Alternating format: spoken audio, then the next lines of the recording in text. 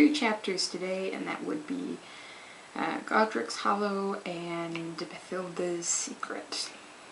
And it's just water today.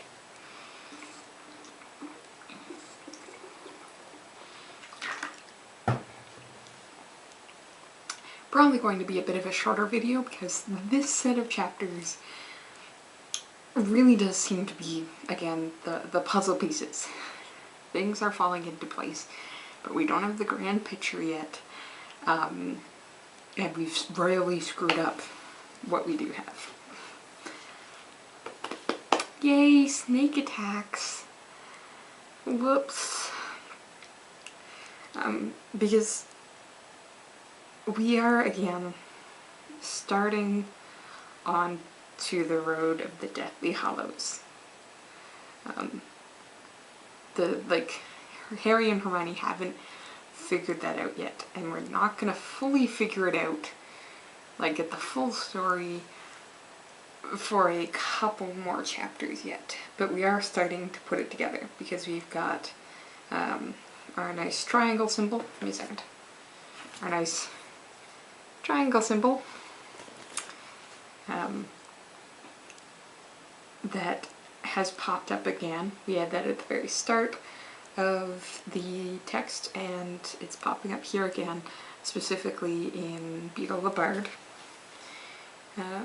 Hermione's noticed. So we've got a bit of a discussion of that. Harry fills Hermione in on what he knows, which is what Crumbs told him, which is the Mark of Grindelwald. So we are, again, building up that idea of the past and what's occurred previously, which, again, we're starting to put pieces together. So attached to that is the fact that this text is Dumbledore's text, though the symbol does seem to show up in all of them, because specifically what we're told is there is a little picture above each title. So that's likely something that actually comes when the book is printed. But again, we're getting the connection to Dumbledore. This is Dumbledore's text, and he's written notes and runes and everything. So we're following that along. But we also recognize that it seems to be something that Rufus Grimmagour has not recognized, because it managed to get by him when they investigated things. So things on that are a little weird, especially then when it pops up again in the graveyard at Godric's Hollow. For somebody having this pop up with Ignatius's grave. But that doesn't really mean anything to them yet. They don't have a way to ground this. It is sort of this floating information that they're trying to latch onto, because what we are seeing really powerfully in this set of chapters is the dangers of stagnation. They don't have the necessary information to work off of. They don't know what they're doing, and they're sort of grabbing onto any possibilities that they have. For Hermione right now, it seems to be this odd little symbol. But for Harry, it's his connection to Godric's Hollow, or several connections. Because at first it's his parents' graves, which is breaking. Interesting note, my brother actually shares a birthday with Lily Potter. That's pretty cool. And we have this sort of moment where he's trying to make sense of this idea as the last enemy to be defeated is death. And trying to make sense of that in a way that is not a negative way. Isn't that a Death Eater sentiment? But that's not his only connection to Godric's Hollow. There's the issue of Dumbledore's connection, and Harry and Dumbledore not having discussed that previously.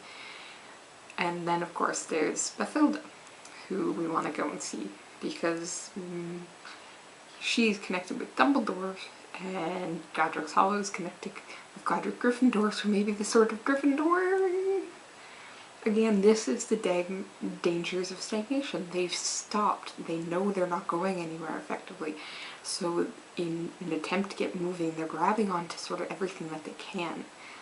They're grabbing onto the idea that the symbol means something. They're grabbing onto the idea that death as the enemy to be defeated is a Death Eater sentiment. They're grabbing onto the possibility of visiting Bathilda.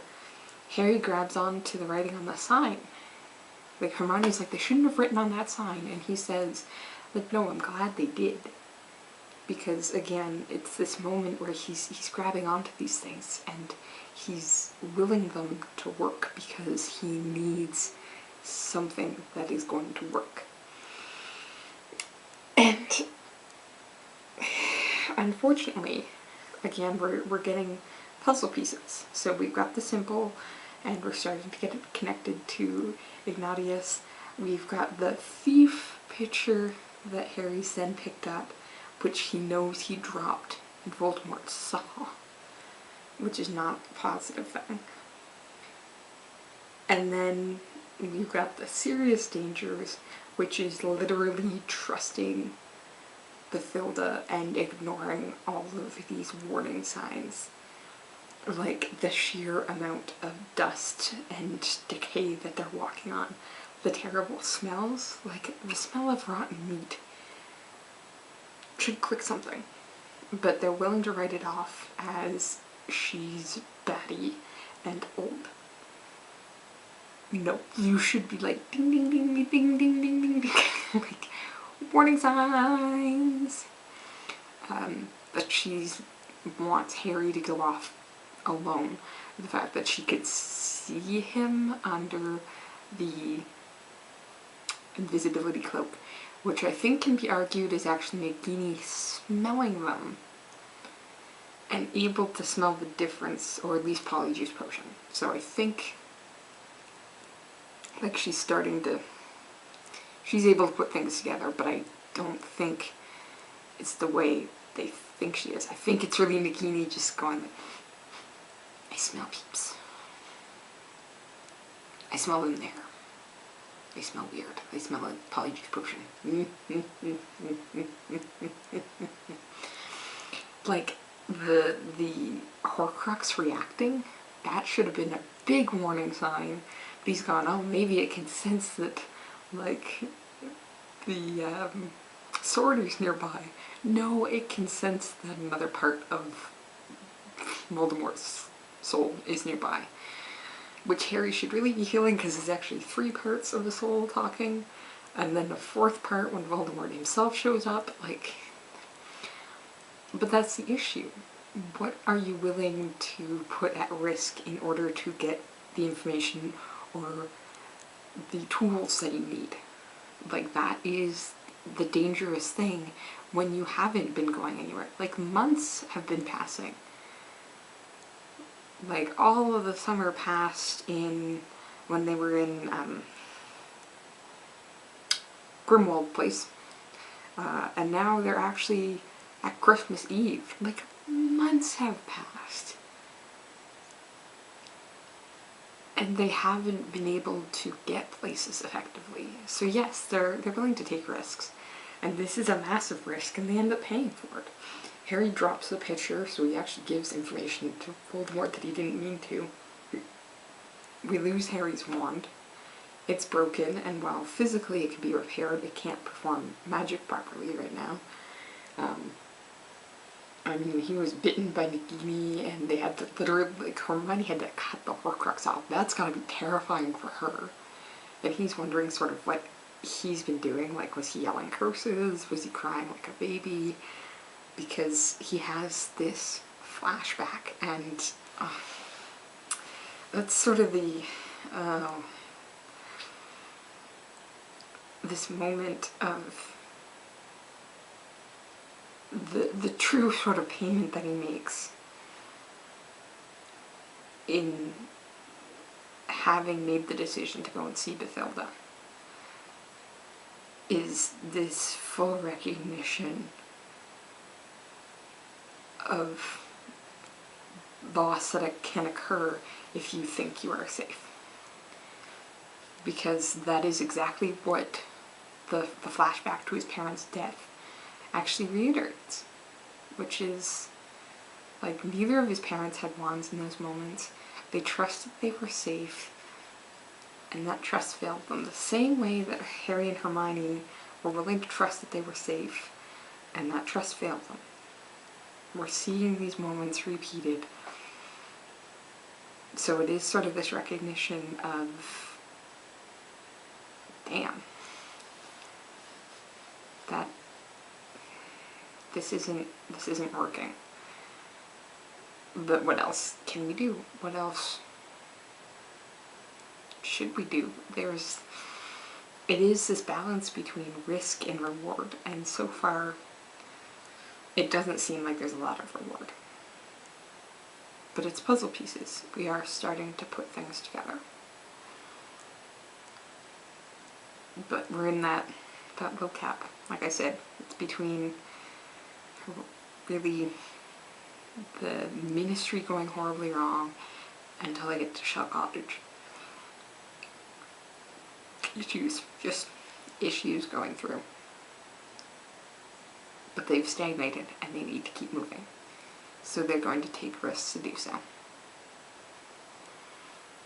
Yeah. I feel bad for these kids.